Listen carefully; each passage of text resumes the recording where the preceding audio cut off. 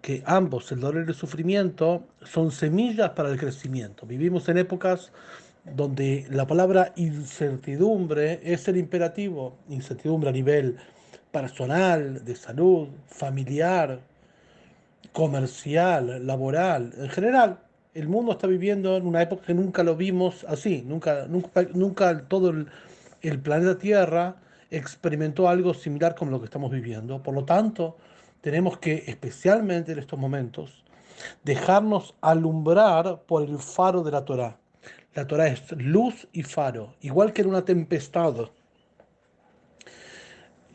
Los que están en un barco que está por naufragar observan y se dejan orientar por el faro. Cuando ven un faro, saben que hay luz, hay rigidez, hay tierra firme, hay donde llegar. Lo mismo la Torá. La Torá funciona como un faro de orientación, de luz, de decir acá hay tierra firme, vamos a salir de esta situación. Por lo tanto, vamos a estudiar un libro que habla al respecto y también vamos a dar unos comentarios sobre el libro.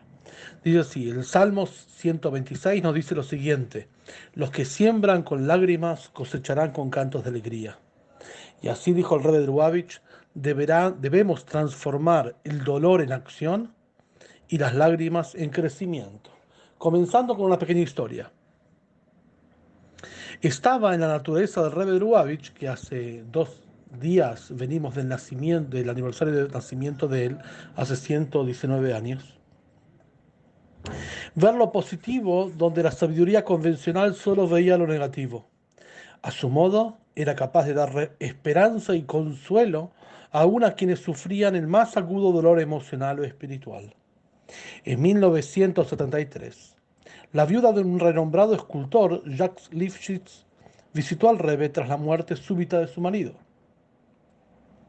Además de estar quebrada por su muerte, la mujer estaba de una duda, porque al morir, su marido estaba terminando una gran escultura, un fénix de líneas abstractas, que le había sido comisionado para el monte Scopus en Jerusalén. Ella misma, la esposa escultora también, le había gustado completar la obra de su marido, pero algunas personas habían empezado a sugerir que quizás el fénix era un símbolo inapropiado para la ciudad sagrada de Jerusalén, suponían que era algo idolátrico. Esta duda la entristecía doblemente. Con esa pregunta y esa inquietud fue al Rebbe. El Rebbe le abrió el libro de Job. El libro de Job, en el capítulo 29, versículo 18, dice lo siguiente: y multiplicaré mis días como el jol. Explicó el Rebbe que el jol era un ave que vivía 1000 años y después de morir resucitaba de sus cenizas. Obviamente el fénix era un símbolo apropiado. El Hol, en arameo Urshina, es el símbolo de la renovación constante.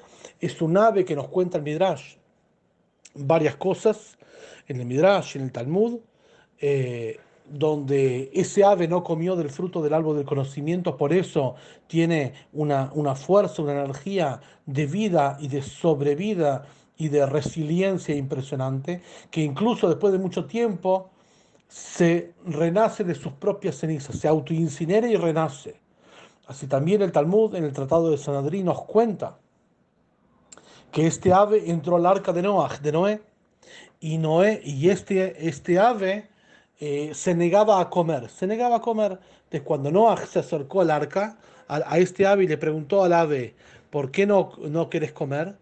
Noah le dijo, este ave le contestó a Noah, no quiero molestar a un tzadik, a un justo, el justo es Noah, y no quería molestarlo. En mérito a eso, Dios premió a este ave también con que tenga vida no eterna, sino una vida muy prolongada. Cuando se autoincinera y se renueva de sus propias cenizas, esa es la virtud del Hol. Como dice bien claro el versículo, Imkiniegva, en mi nido voy a perecer, Ukajola y al y como el Hol, como el ave fénix, estiraré mis días. Así dice Job en el libro. El Rebbe le mostró este libro a la mujer y el fénix tal cual es un símbolo apropiado ya que aparece en las escrituras. El símbolo de esperanza y renovación ante el dolor. El Rebbe le dijo que siguiera adelante con el proyecto y la mujer quedó reconfortada y feliz. De esto vemos que incluso en las experiencias más traumáticas, más conmovedoramente estremecedoras, hay un punto de luz.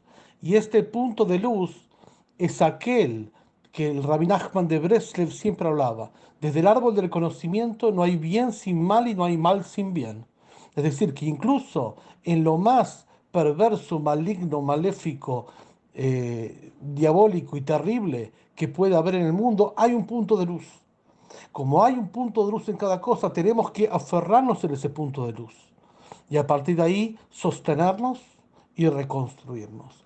Este es el mensaje también del Hol, del ave fénix. El Midrash nos cuenta que ese ave, cuando llegaba a los 1000 años, subía a las grandes montañas y se autoincineraba quedando algo muy mínimo. No es que totalmente quedaba ceniza, sino que todo el plumaje absolutamente se consumía y a partir de ese punto embrional empezaba de nuevo a surgir.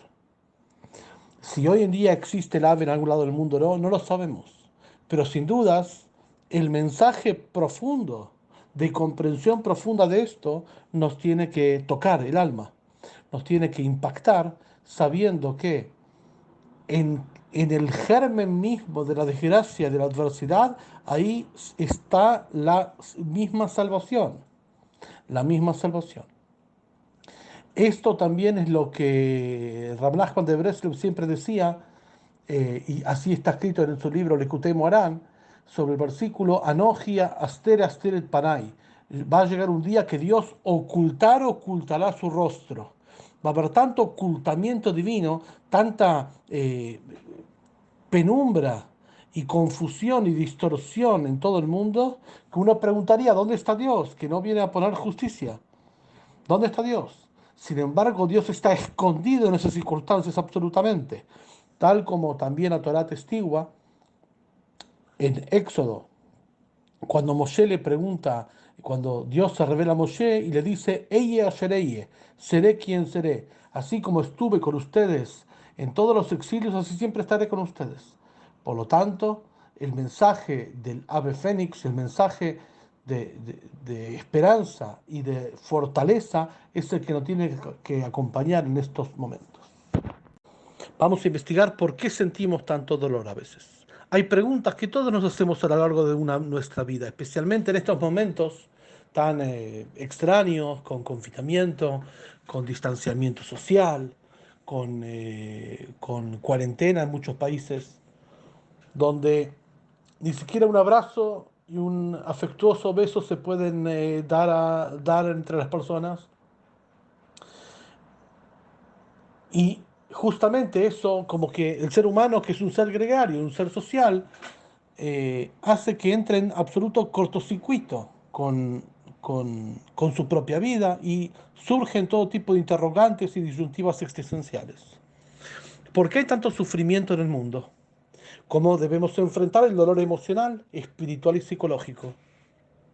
¿Por qué Dios a veces permite que la gente buena sufra tan extremados dolores? El solo hecho de preguntar es un acto bienvenido. Como siempre sabemos que Abraham descubrió al Creador a través de las preguntas. Moshe, que fue el primer maestro, Moshe Rabbeinu, Moshe nuestro rabino, era el que primero que preguntaba a Dios. De hecho, preguntó, ¿por qué maltratas a este pueblo? La pregunta no es una falta de fe, es al revés. La pregunta es la muestra máxima de fe. Como estoy seguro que Dios es justo, corresponde entender y comprender por qué maltrata a este pueblo. Así también, la pregunta en sí misma es un acto de fe.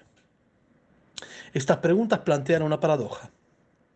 El hecho mismo de que nos perturbe naturalmente el sufrimiento atestigua nuestra creencia en un Dios justo y ecuánime, de quien esperaríamos que rija el mundo con justicia. Y aún así, vemos que el dolor y el sufrimiento hacen que mucha gente cuestione la existencia misma de Dios, o al menos su eficacia. No importa cuánto vigor podamos desafiar a Dios, nunca aceptaremos el dolor como nuestro estado natural. Lo reconocemos como una experiencia asfixiante e inaceptable y hacemos todo lo posible por aliviarnos. Aún así, el dolor puede quebrarnos la voluntad de impedirnos pensar con claridad y buscar ayuda. ¿Cómo resolvemos este dilema y escaparnos de las garras del dolor?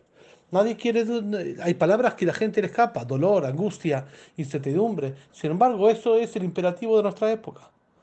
La pregunta es, ¿por qué? ¿Qué podemos, más que por qué, qué podemos hacer? No para aliviar el dolor, sino para aprender de él. Aliviar es urgente, es correcto, nadie quiere sufrir, nadie debe sufrir. Y aliviar el dolor es importante, pero una cosa es aliviar el dolor y otra cosa es anestesiar el dolor. En los dolores del alma, en los dolores existenciales, psicológicos, interiores, genuinos, auténticos, verdaderos, tenemos que tener cuidado que una cosa es aliviar y otra cosa es anestesiar. No podemos anestesiarlo, porque el dolor mismo también tiene un grado de positividad. Nada de lo que creó Dios en el mundo es sin sentido, vano, vacuo o despreciable. Para algo Dios creó el dolor. El dolor es una señal de información, que algo no está bien, que algo está alterado. Nuestro cuerpo siente dolor cuando está ante un peligro, cuando está ante una herida, cuando está en la proximidad de un dolor o una herida. El dolor es un método de información muy efectivo, muy efectivo. Pero eso, por eso digo que una de las cosas es aliviar el dolor y otra cosa es anestesiarlo. Si anestesiamos el dolor, como es la tentación terriblemente de estos días, de todo el tiempo la gente se quiere alienar en redes sociales, absolutamente, o a través de series de televisión. En cambio, una cosa es distraerse y está muy bien eso, especialmente en esta época. Otra cosa es quedar anestesiado, como decir que esto no pasa. Y es un error total, porque por algo Dios nos confina a la cuarentena y nos confina a situaciones así, para que reflexionemos. Y para reflexionar no puede estar uno anestesiado. Es por eso que el aspecto positivo del dolor tenemos que tomarlo en consideración. Aliviar lo que corresponde, pero no anestesiar. Por eso es preciso tener el mayor cuidado al hablar del dolor y el sufrimiento. Aun cuando surgen de experiencias muy reales, a veces demoledoras, la pérdida de un ser querido, una desgracia seria, se manifiestan como emociones y por ello son inaccesibles a un examen absolutamente racional. ¿Cómo entonces discutir esos temas sin insultar al que sufre? Reconociendo que el dolor emocional, espiritual y psicológico es real. No hablamos de una fantasía. Tampoco hablamos de los miedos irracionales, el terror pánico que no está sujeto a las posibilidades. Digo, diferenciando el dolor de una situación posible, real, de una situación absolutamente real y fantasiosa y remota. Y que las palabras, sean cuales fueren, no pueden aliviarlo en realidad, pero el dolor y el sufrimiento deben ser enfrentados con eficacia y compasión para poder seguir adelante y vivir una vida realmente significativa. No podemos evitar confrontar, es un símbolo de madurez emocional enfrentar el dolor con dos herramientas. En primer lugar, con eficacia, pero no alcanza eficacia con sensibilidad, con compasión, sabiendo que el otro está sufriendo igual que nosotros y sabiendo que el otro tiene unas batallas emocionales que ni siquiera conocemos. Por lo tanto, la sensibilidad, la tolerancia, la compasión son herramientas fundamentales, pero también la eficacia de poder confrontar y enfrentar el dolor y en muchos casos sobrellevarlo. Quizás en algún punto nos hemos sentido tentados a resignarnos al dolor, a rendir del espíritu, es decir, a dejarnos llevar. Muchas veces batallamos contra los agentes que nos provocan angustia y dolor y de repente bajamos los brazos y decimos nos resignamos, nos entregamos al. El dolor puede inclusive llevarnos a apartarnos de Dios, darnos vuelta diciéndole, haciéndonos pensar erróneamente que el dolor no es un mensaje o una acción divina para con nosotros que tiene un propósito, sino directamente como dándole la vuelta a Dios. Pero apartarse del Eterno significa apartarse de la respuesta misma al dolor y el sufrimiento, y por ende dejar del dolor que nos haga víctimas. Ese es el error más grande. Pensar que el dolor no lo manda Dios, lo manda otra fuerza ajena a Dios. No. El mismo que lo manda tiene un mensaje a través del dolor y tenemos que intentar ver qué es, cómo aliviar el dolor sin anestesiarlo y ver cuál es el aprendizaje que esto nos tiene que dejar y Dios nos manda para eso.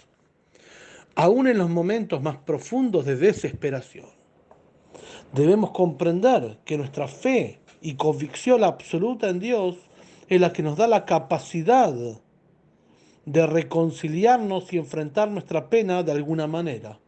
Justamente eso es lo que decimos en el texto de la noche de Pesaj, la Agadá, la narración de la serie de Egipto, que ahí decimos, Veí Sheamda Lavoteinu Velano. Y ella, la convicción absoluta y certera en Dios, es la que nos sostuvo en cada una de las generaciones para poder sobrellevar el estandarte del monoteísmo ético y racional a pesar de todas las adversidades.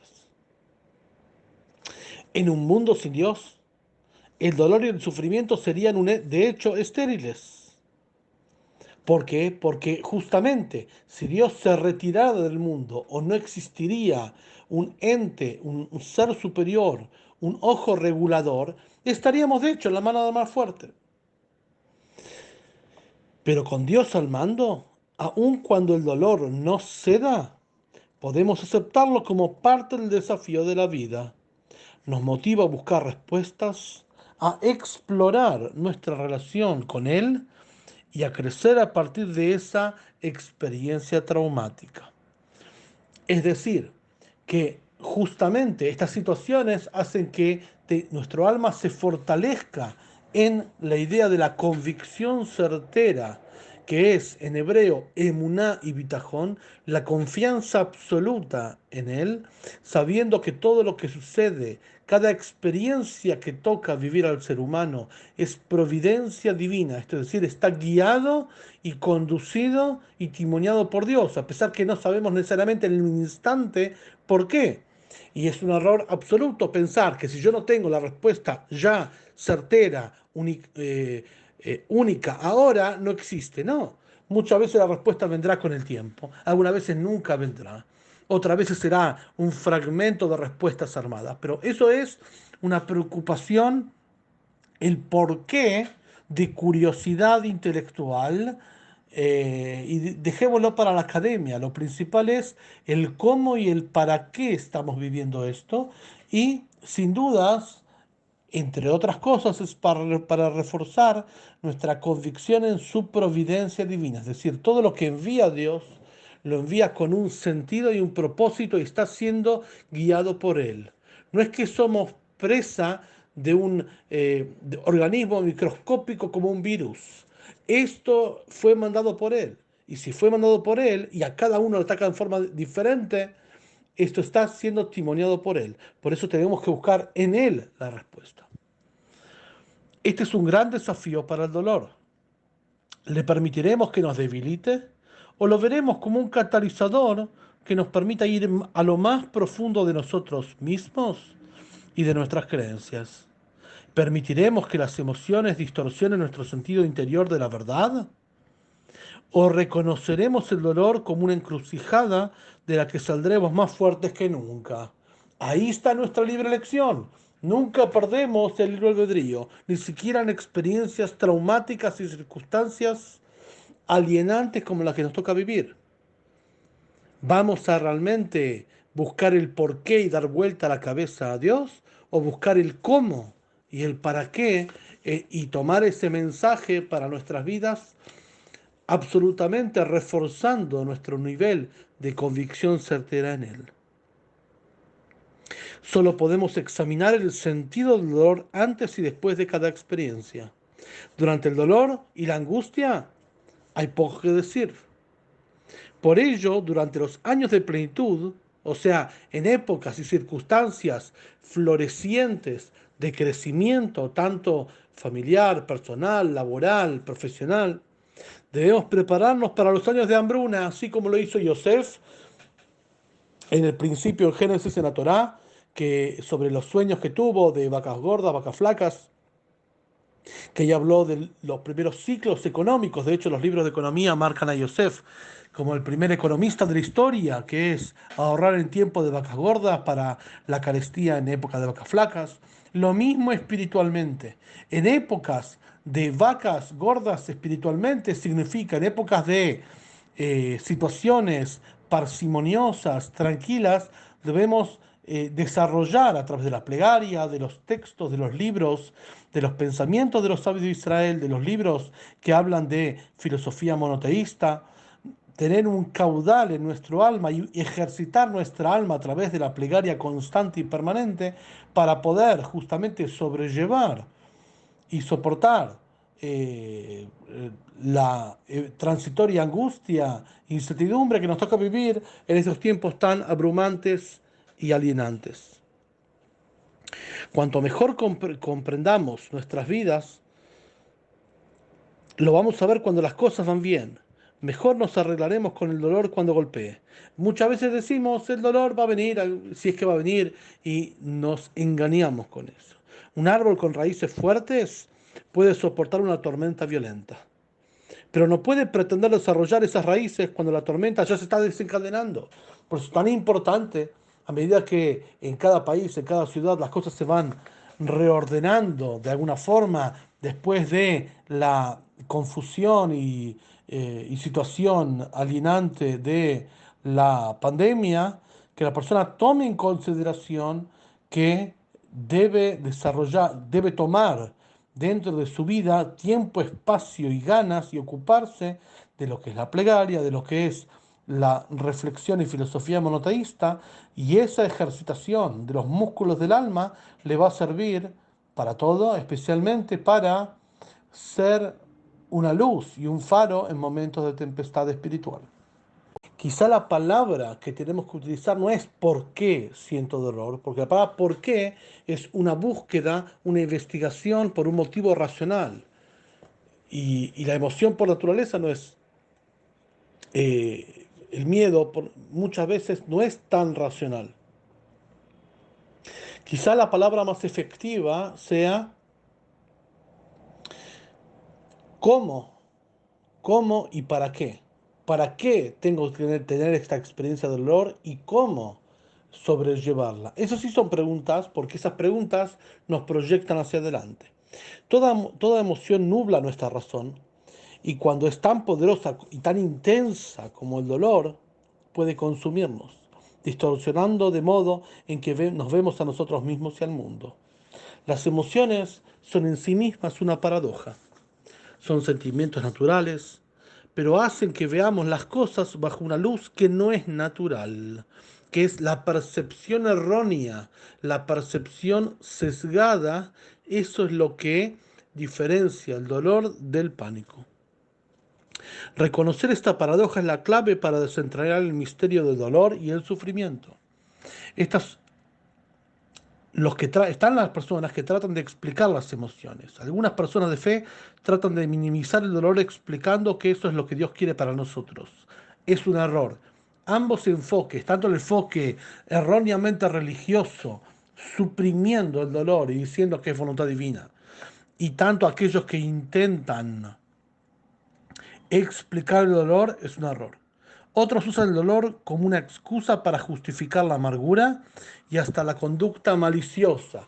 Ni que hablar que muchos utilizan el dolor como modo de entronizarse y aprovecharse del prójimo, y absolutamente es algo repudiable. Pero ninguna explicación es suficiente. Por eso hablamos de la palabra por qué no es tan eficiente, sino la palabra cómo y para qué es lo que tenemos que buscar. El más grande pensador, el más firme creyente, el más duro escéptico, todos se quedan sin respuestas, atónitos e impávidos cuando ellos son las presas del dolor. Una cosa es explicar el dolor como una teoría en un pizarrón en una casa de estudios. Otra cosa es cuando a uno le duele, cuando la experiencia le toca a uno. Pero la pregunta no es cómo superar el dolor, la pregunta es cómo yo supero mi dolor, que es diferente. La persona que sufre forma una clase aparte de ella sola. Su dolor le da una prerrogativa de cuestionar y desafiar a Dios, o quedarse en silencio y dejar que el dolor se filtre por su ser. Que aquellos que no han sufrido traten de explicar el dolor ajeno de otro, aunque sea por el mismo motivo, o que cuestione la fe del sufriente pese al silencio de Dios es vulgar y arrogante. ¿Por qué? Porque vos hablas desde tu lugar, desde tu comodidad. Hay que hablar desde el dolor del otro. Es por eso que Dios, cuando le dice a Moshe el nombre, le revela el nombre divino, Heya Shereye, seré quien seré, el comentarista Rashi dice, así como yo estuve ustedes en todos vuestros exilios, siempre estaré con ustedes. Es decir, Dios es un errante más, un diaspórico más dentro de la travesía del pueblo de Israel constantemente. Es uno más. Esto está muy bien descrito en una de las plegarias tan hermosas de la festividad de las cabañas, fiesta de Sukkot, que ahí está la práctica que el pueblo judío hace llamada Oshanot, que quiere decir salvaciones, que es recitar diferentes textos para la salvación individual, nacional y de todas las naciones, donde el pueblo judío pide el bienestar de todos los seres humanos. Y hay un texto que dice la Torá dice, los sacaré de Egipto, pero los sabios interpretan, me sacarán de Egipto, indicando como que Dios es uno más de los esclavizados dentro del pueblo judío y sale con ellos del exilio. O sea, Dios mismo dice, yo estoy con ustedes. O sea, no es algo ajeno el dolor a Dios, sino que Dios está con nosotros. Para eso, para comprender esto, debemos examinar lo que nos proponemos al cuestionar a Dios durante los lapsos del dolor. Y dijimos que cuestionar a Dios es correcto, es apropiado, porque es una pregunta de fe esa, está muy bien eso. Moshe lo hizo, ¿por qué maltratas a este pueblo? Job también lo hizo, todo el mundo lo hace, David también. ¿Estos planteos vienen de la ira? ¿Estamos usando el dolor para justificar nuestra respuesta? Por difícil que pueda ser, debemos hacer todo lo posible por no dejar que nuestras emociones nos obnubilen y nos abrumen. Debemos recordar que el dolor es una transgresión del pacto divino, no es una norma. Por lo tanto, es una circunstancia transitoria que el que le duele, al que le duele, como la intensidad del dolor atrapa su ser, puede llegar a equivocarse y a ver situaciones perdurables en transitorias. Y siempre el dolor es transitorio. Y por lo tanto no deberíamos dejar que nuestros pensamientos y dudas nos asolen en respuesta al dolor que se vuelvan una norma. Por lo tanto, como estamos viviendo una situación transitoria, no podemos de eso tomar conclusiones permanentes ante una situación que tiene un principio, tiene una transición y tiene un final indeterminablemente.